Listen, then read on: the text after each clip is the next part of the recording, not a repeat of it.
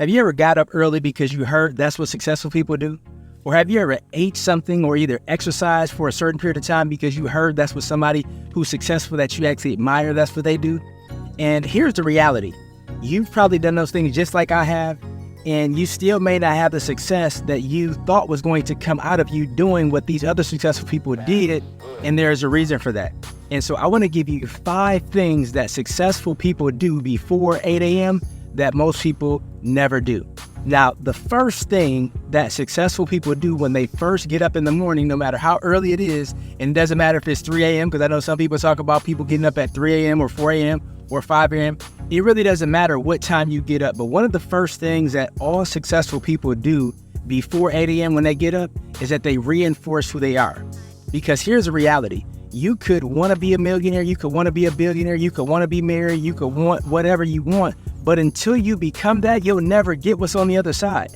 People that are billionaires, they're billionaires because they're billionaires. People that are millionaires, they're millionaires because they're millionaires. People that have healthy marriages and happy marriages, they're happy and healthy in their marriage because they're already a happy wife or they're already a happy husband. So it doesn't matter what it is that you want. You have to become that first in order to take on the role of somebody who actually deserves that, but not just deserve it, but they also expect it because they become it. And so the one thing that successful people do in the morning, first thing, is that they reinforce who they are.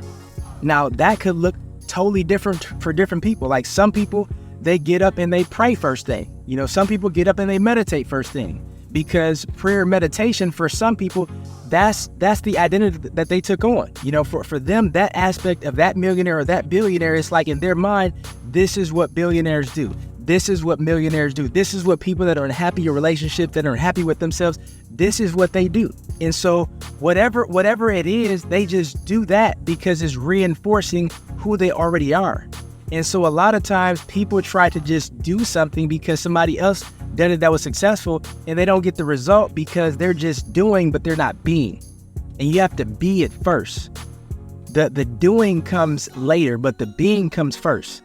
And so often, I remember, just being totally honest, I remember years ago, you know, I didn't have the money that I wanted. Let's just say that, you know, and I started getting desperate, and I start, you know, Googling, reading books, you know, what is Warren Buffett eating for breakfast? You know, what is Steve Jobs eating for lunch? And what I had to realize, and again, I went down a rabbit trail, but what I realized is that it doesn't matter what they ate. It doesn't matter if they drink coffee or water or what, like that does not matter. More importantly, and what matters most is who they were, who they are, and who I had to become in order for me to get the results that I desired. And the reality is this: so often people desire somebody else's results when they can never be that person. Because I even tell a lot of my clients, well, one of the worst things that somebody could do is successfully build their version of somebody else's business.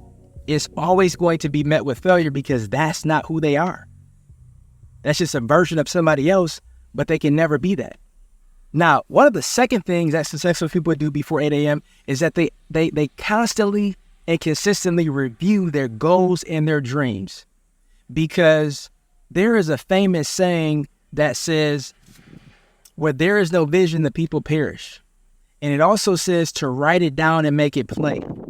And there are so many people that won't write their goals down because they feel like I got it in my head. And the reality is this: a goal that's not written down is just a wish. If you don't write your goal down, it's only a wish. And when you think about something that's a wish, that's always something that you'll see in your mind's eye, but you'll never see it in reality.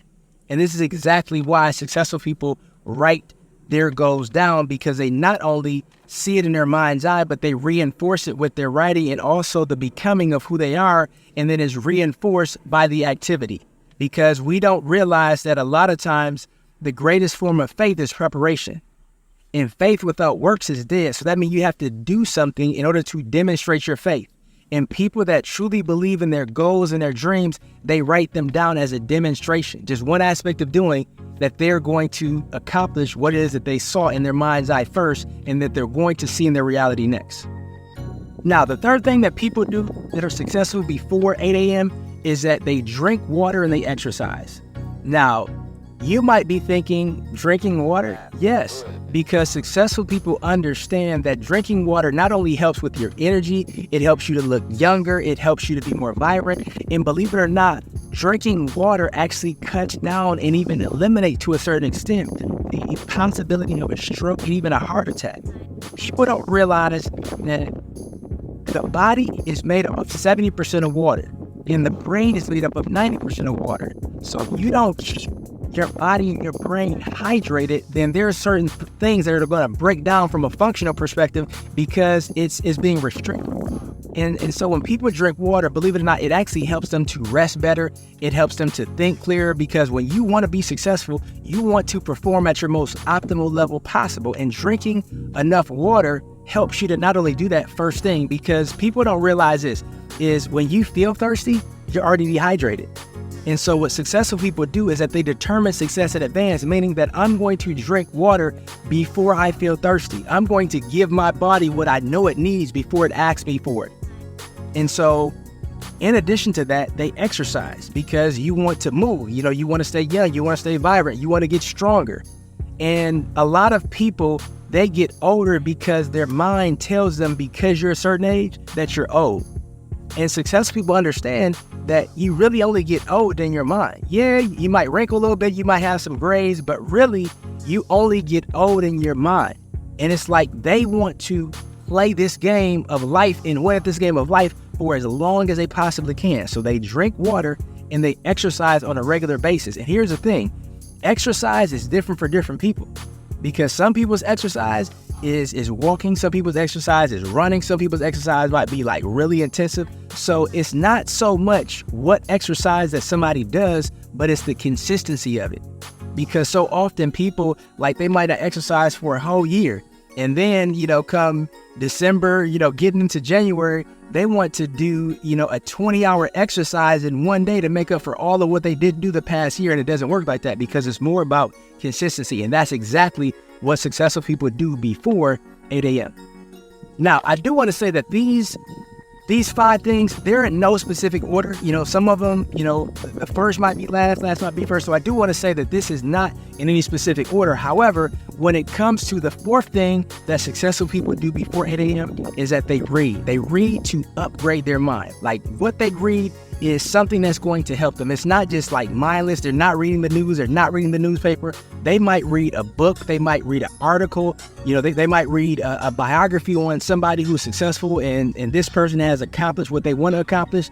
They're doing some type of research to help them grow, help their bodies elevate, help their business elevate. They're reading something on finances. They're reading something on personal development. They're reading something to help them grow and get better, and not just something that's mindless. And it's very important to understand that a lot of times what we consume, we become. And so when you think about, one of the first things that I talked about is that them becoming. When you think about somebody who's a multi-billionaire, what type of books do you think they read? Or what do you think they read, period? They probably don't read a lot of things that people that are broke read. And when I say broke, I'm not even talking about just money. I'm talking about people that are like constantly negative, because there's a lot of broke people with a lot of money.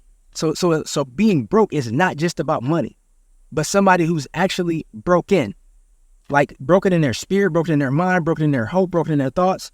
So understand, when I'm saying broke, I'm not even just talking about money, but somebody who's a multi-billionaire and they're wealthy. Think about, what do they read? And what they read is totally different from somebody who's broke, somebody who's hopeless, somebody who has a negative view of the world. And a lot of times we don't realize that the world that we see is a result of what we say, and what we say is a result of what we hear and what we see. And so it's like this cycle of reinforcement. And when you think about people that do have a hope, they expect to get wealthier, they expect, things to be phenomenal, there's things that they do on a regular basis to reinforce that belief. Just like people on the other side. There's a lot of people right now who think the world is just doom and gloom, and by the next 3 Tuesdays, the world probably is going to end. There's people that look for that. And the thing is this, whatever you look for, you're going to find it. And so whatever you look for, you're going to find. You can find that even the thing that you read, the thing that you watch, the things that you hear. So what people that are successful do before 8 a.m., They read something to reinforce their faith. They read something to reinforce their expectation of positivity. They read something to reinforce their status as a billionaire, millionaire, or somebody who's just a phenomenal leader in the world. But they reinforce something positive, some kind of expectation. And the more they read, the more they reinforce, and the more they reinforce, the more they believe. And that also becomes a cycle. Now, the fifth thing that people do before 8 a.m. that are successful is that they reinforce their gratitude by either reading something or doing something. You know, there's a lot of people that I know personally, and I actually adopted it myself from, you know, trying on what I saw other people do who also have the same integrity, the hopes, dreams, and the values that I have. And it's been absolutely incredible. And one of the things that I do every morning, and I didn't make this up, so I don't want to act like, you know, that this was something that I discovered, because I didn't, you know, but somebody else created this, is thinking about what are the 3 things that you're grateful for today. So every single morning before 8 a.m., there are millions and millions of people all over the world that ask themselves the question, what are 3 things that I'm grateful for today?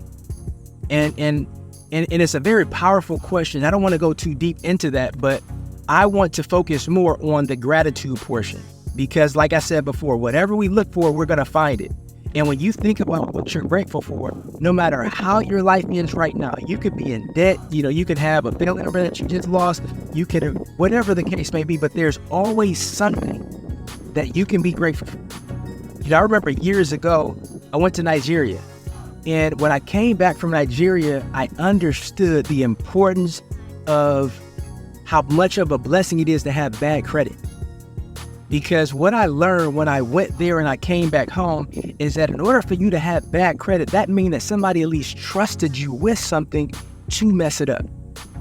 And I understand, and I understood then, that sometimes people don't even get the opportunity to mess something up. They don't get the opportunity to have bad credit. They don't get the opportunity to be entrusted with something to make something good or not good out of it. And so I realized that even having bad credit is a blessing. And so there's a lot of people, maybe they've never thought about that perspective before. But my whole point is this: whatever you look for, you're going to find it. If you look for something to be grateful for every single day, you're going to find it. And the more you look for it, the more you're going to see it all in your awareness. Because a lot of times what we look for, we're going to find it because it's reinforced, not just in what we look for, but also in our expectations. Because if we expect negative is going to show up even if it's not. And successful people understand that the more that I expect success, the more that I expect positivity, the more that I expect joy, the more that I expect abundance, the more that I'm going to experience all of those things, because that's what I'm looking for. If you're new, if this is the first time that you've been here, I want to ask you to consider subscribing, and I would love to know what's your thoughts, below in the comments. Let me know what stood out for you, or maybe something else that you think that could be a sixth thing to add onto this list that maybe wasn't here. But either way, I look forward to seeing you in the next video, and I look forward to people learning from your comment, because I'm a firm believer that we all have something to give.